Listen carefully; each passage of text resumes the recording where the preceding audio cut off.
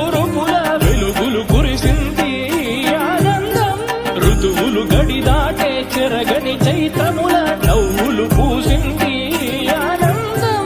జీవన మాధురిగా మమతలు చిలికెను మనసను మధువనం.